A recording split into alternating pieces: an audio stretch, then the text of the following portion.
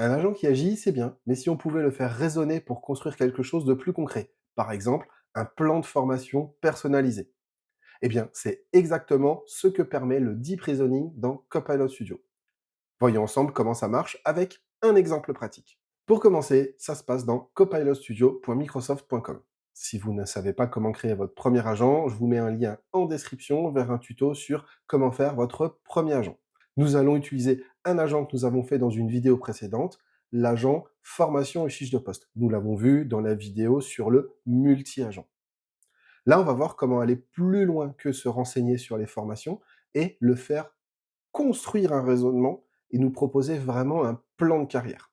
Donc juste pour remontrer comment il marche, ce qu'on voit là à l'écran, donc c'était sa petite description, globalement pas d'instruction particulière, et en connaissance, 2 sources SharePoint.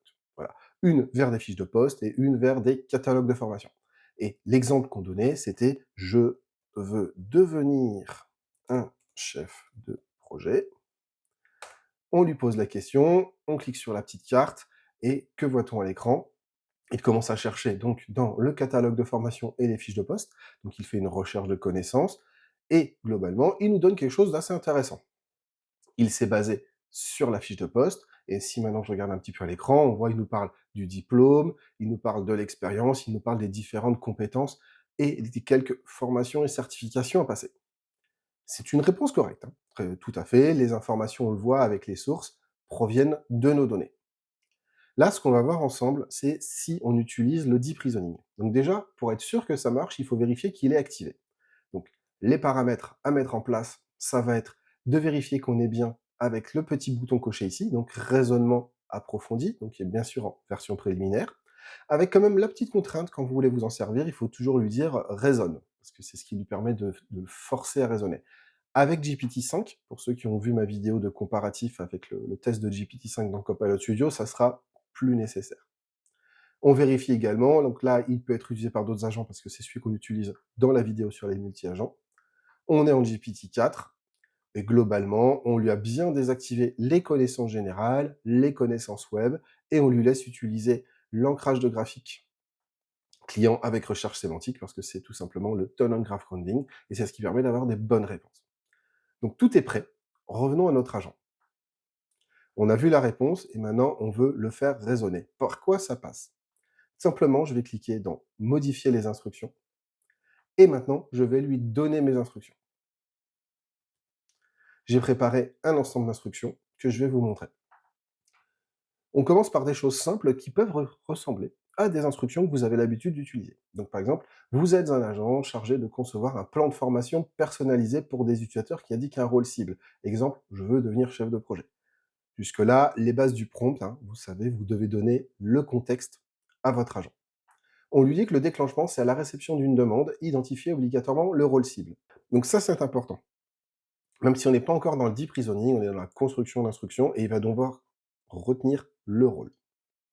Récupération des fiches de poste. Donc étape importante, on va commencer à construire les informations sur lesquelles il va devoir raisonner. Donc on lui demande de chercher la fiche de poste et de rassembler les informations. Là, en l'occurrence, je lui ai demandé d'aller chercher les compétences et de les regrouper suivant les méthodes, les cadres de travail, les outils, les soft skills. Normalisation des compétences. Donc c'est là où le raisonnement va commencer à venir. Regardons ce que j'ai mis. Faire correspondre les synonymes à une taxonomie commune de compétences, et utiliser la raison, donc reason, pour inférer les équivalences quand les noms diffèrent mais que l'intention est la même. Donc déjà ça, c'est important. Cette étape, elle va nous permettre de vraiment créer du lien entre l'intention de l'utilisateur, les informations des fiches de poste et le contenu des catalogues de formation, puisqu'on ne va pas forcément utiliser les mêmes mots. Dans la réalité, c'est même très peu probable. Ensuite, correspondance avec les formations. Donc qu'est-ce que j'ai dit? Interroger un catalogue de formation, donc par exemple les cours avec couverture de compétences, niveau, durée, modalité, prérequis, et utiliser le raisonnement pour sélectionner les formations qui couvrent au mieux les compétences requises, respectent les prérequis et correspondent aux contraintes de l'utilisateur, et donner une justification brève pour chaque formation retenue.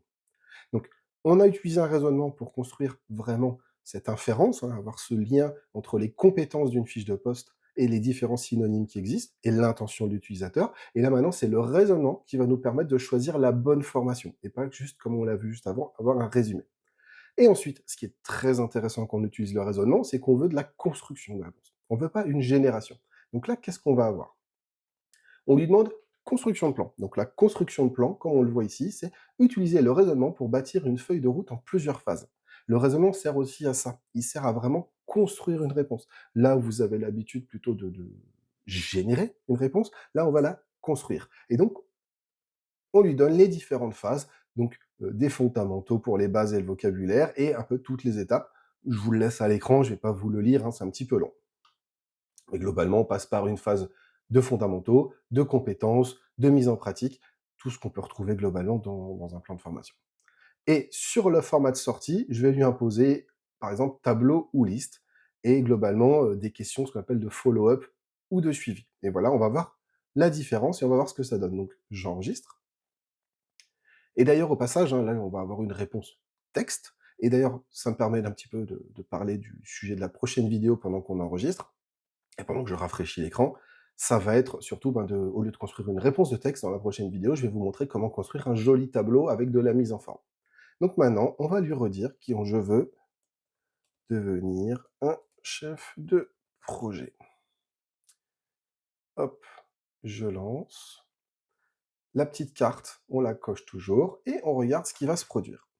Et donc là, il commence par chercher des informations, parce que comme on l'a dit, il doit aller chercher la fiche de poste pour construire vraiment son raisonnement. On a vu, il a trouvé la fiche de poste de chef de projet digital, avec un petit peu les informations qui vont avec.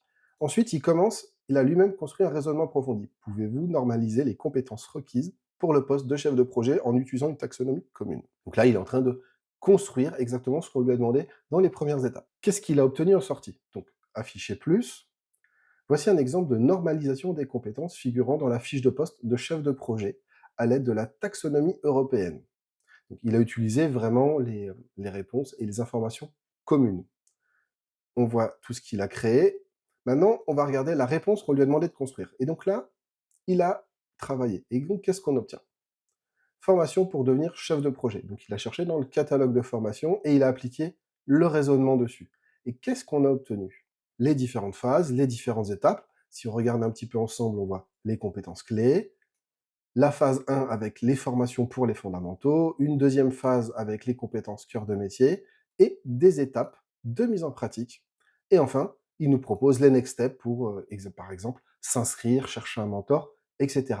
Maintenant, la présentation, on est encore sur du format texte. Et c'est pour ça que je vous invite à voir la prochaine vidéo de la chaîne qui va vous expliquer comment construire un tableau de plan de carrière et un tableau de plan de formation avec toute la décoration et la mise en forme qui va avec. Alors pour ne rien louper des prochains contenus, je vous invite à partager, liker, mais surtout, abonnez-vous.